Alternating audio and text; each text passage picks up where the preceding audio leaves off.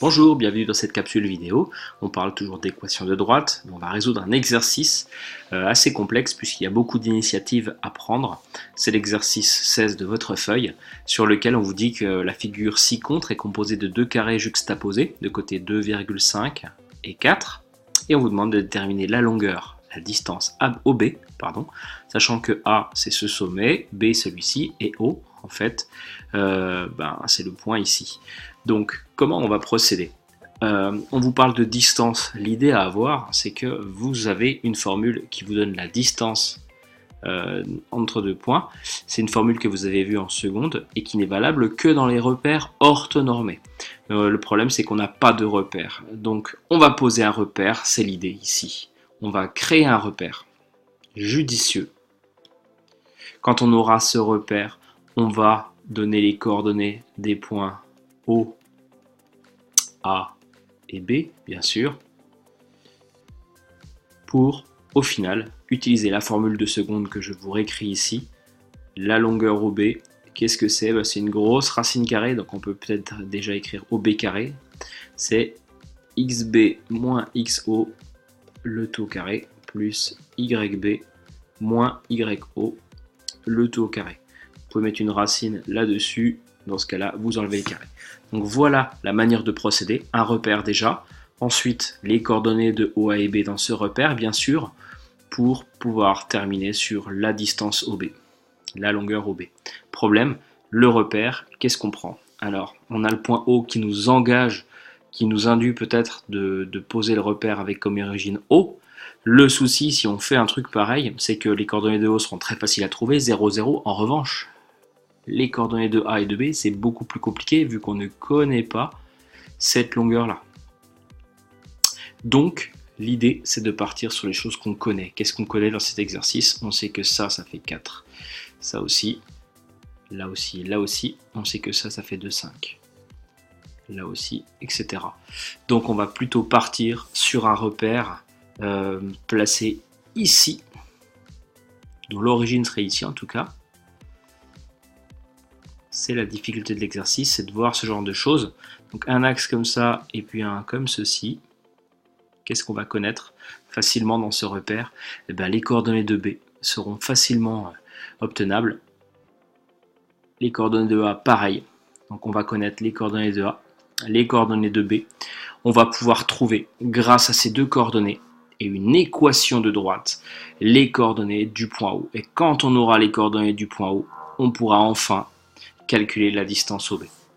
Donc je recommence, notre repère c'est fait. À vous de donner les coordonnées du point O, A et B, en particulier de A et B déjà, puisqu'on va voir que c'est les coordonnées de A et B qui vont nous permettre de trouver les coordonnées du point O, pour enfin calculer la distance OB. Alors comment faire maintenant pour avoir les coordonnées de O à partir de celles de A et de B? Vous allez générer l'équation de la droite AB. On va trouver O parce qu'il va être sur la droite AB. Et également sur la droite horizontale. On va peut-être lui donner un nom. Donc je termine avec mon histoire de repère. L'origine, on va l'appeler peut-être O'. Et puis donc, je vais placer I ici à 1, 0 et J ici à 0, 1. Je vous laisse quelques instants, mettez tout ça sur pause pour réussir à faire l'exercice. Bien, donc on reprend l'exercice. On avait posé le repère. Les coordonnées du point A dans ce repère, quelles sont-elles? Eh bien, c'est en abscisse 6,5 et en ordonnée 2,5. Les coordonnées du point B, en abscisse 4 et en ordonnée 4. Grâce à ces deux points, je vais pouvoir calculer les coordonnées du vecteur AB. Je vais en avoir besoin pour générer mon équation de droite. Donc le vecteur AB, ses coordonnées, c'est B-A, 4, 6, 5, 2, 5, et puis 4, 2,5, 1,5. J'ai mon vecteur AB, je vais pouvoir générer l'équation de ma droite AB. Alors, un point de cours qu'on a déjà vu, rappelez-vous comment on fait pour générer une droite.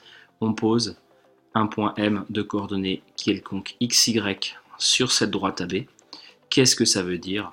Eh bien, ça veut dire que vous avez le vecteur AB, de coordonnées qu'on connaît bien, hein, c'est écrit ici, et le vecteur AM ou BM. Je vais peut-être opter pour BM puisque le point B est plus facile que le point A. Donc le vecteur AM et le vecteur BM sont collinéaires. Alors, je mets tout de suite ces coordonnées. Le vecteur BM, ça va être x-4 et puis y-4. Donc collinéaire. On utilise le critère de collinéarité. Ça signifie donc que 1,5 facteur de x-4 moins 2,5 facteur de y-4 est égal à 0. J'arrange un tout petit peu ça en développant. Je me retrouve avec 1,5x plus 2,5y moins 16 est égal à 0. Je pourrais en rester là, mais je vais tout multiplier par 2, histoire d'avoir une équation plus propre, sans nombre décimaux. 3x plus 5y moins 32 est égal à 0. J'ai tout multiplié par 2. Ça, c'est l'équation cartésienne de votre droite AB. On va pouvoir, grâce à cette équation cartésienne, trouver les coordonnées du point O.